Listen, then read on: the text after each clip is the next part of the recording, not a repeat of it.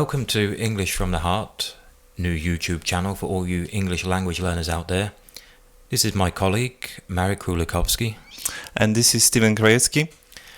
Now, video 1, we're going to talk about the topic of language transfer or language interference, or borrowing if you prefer the word. And this particular video is for, or is aimed at, Polish learners of English, as my colleague here, Marek, is English language fanatic, Mr. Marek. Yes, indeed, I confirm. So, the topic, language transfer, when considering the influence of your first language on your second language production, this can often result in positive transfer. In other words, you transfer the correct structures when you speak, or negative transfer, where you, of course, transfer the wrong structures from your first language. So, thinking about the word transfer, this is the term that's used in the literature a lot, but perhaps borrowing is a better word than transfer, because even if learners do make mistakes, they're still able to communicate in the second language when they do transfer these structures. So communication aims are achieved, they're just usually wrong. Errors do occur. So the first area we're going to look at is syntax, meaning the arrangement of words. So English word structure, sentence structure, follows the subject, verb, object layout. So a simple example would be Marek plays football, subject Marek, verb plays, object football. But Polish has greater flexibility, and although the subject, verb, object layout is preferable, it's still optional. So a common error I hear actually from Polish learners of English is he's all the time tired. So of course we can't do it like that in English. We need that all the time at the end. He's tired all the time. But in Polish, Marek, it'd be fair to say quite flexible, yes? So cały czas, we can put it beginning, middle, end. Does that sound right? Yeah, that's right. We could say jestem zmęczony cały czas, for instance. Or it's perfectly acceptable when you're saying, for instance, jestem cały czas zmęczony. So, and at the beginning, cały czas jestem zmęczony. Yes, that's okay. That's also okay. So I think at least exact 3 forms are acceptable and correct.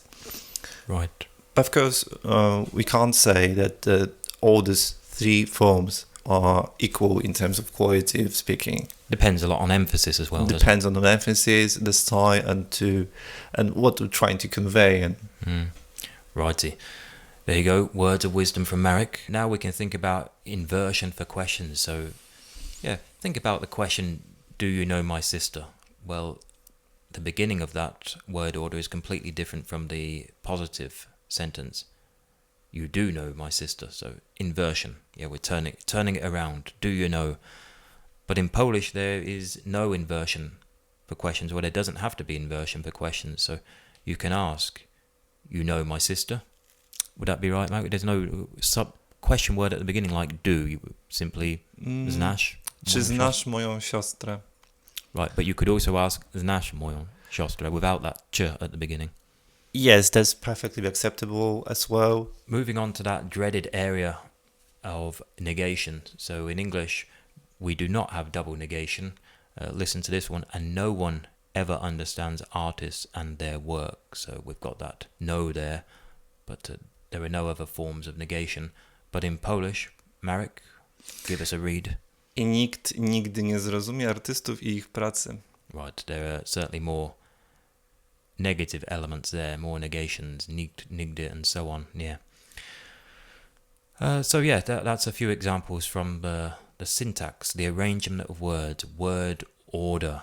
Now, moving on to grammar and morphology. Now, a big problem I have, or I come across with my learners, is they tend to overuse the present continuous tense, which you shouldn't do. Of course, we have 2 present tenses in English, present simple and present continuous. Polish only has 1, so many learners are often stuck when it comes to choosing between them, and a lot of them tend to go for the present continuous for some reason, but in most cases we do need the present simple for everyday affairs. So he attends tennis classes or every Wednesday, for example, not he's attending, but he attends, and so on. Second area, that would be countable and uncountable nouns. So what about this one? Her advices are really useful. Jej rady są naprawdę przydatne. Yes, but in English, of course, we cannot have this advice in the countable form with S, so her advice is really useful. Advice is. And another one, money are not important. Marek, hit it. Pieniądze nie są ważne.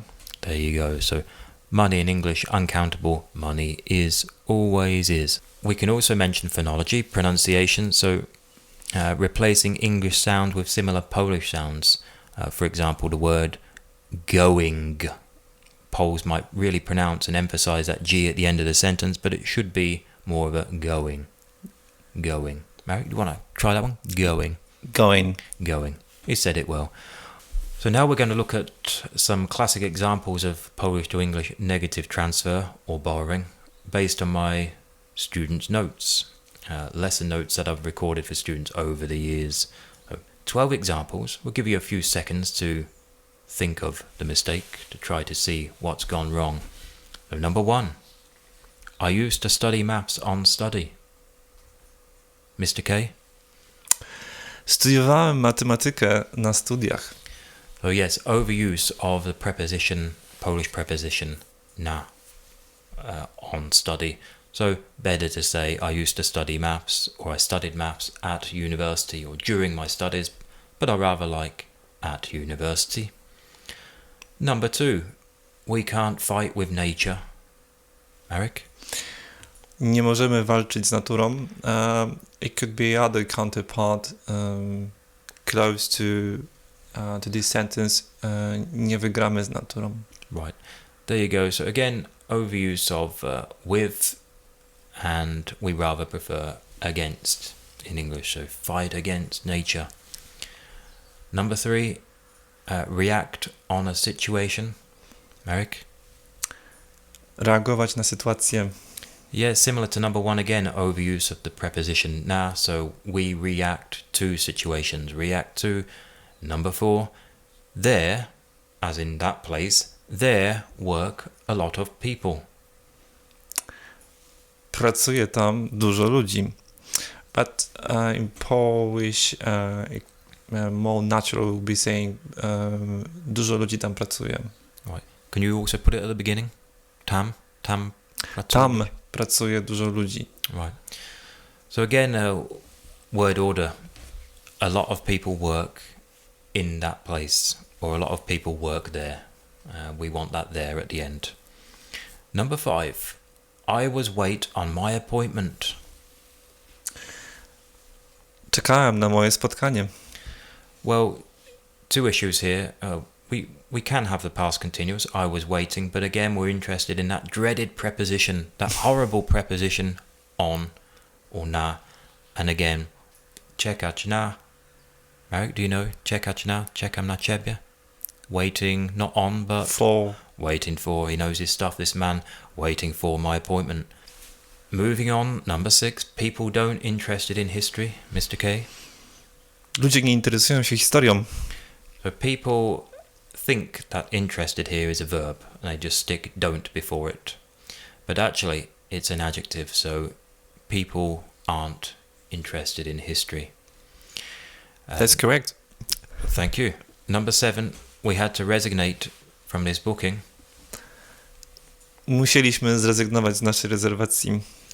Yes, a couple of issues going on here. First of all, resignate, of course, the verb should be resign.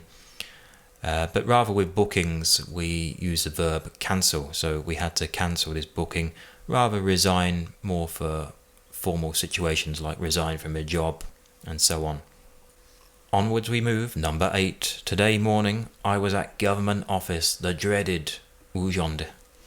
Dzisiejszego poranka byłem w biurze, byłem w urzędzie.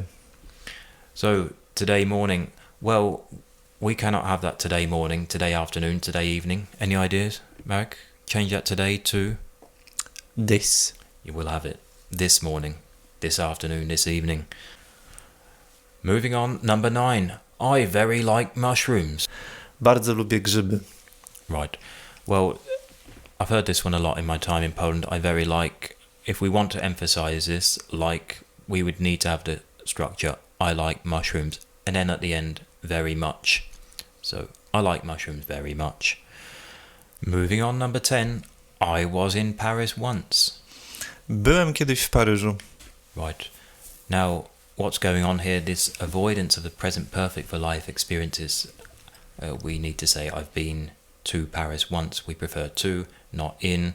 I have a lot of Polish students who use in. So, I've been to Paris once. I think another issue here as well, actually, we're going to talk about this in a future video.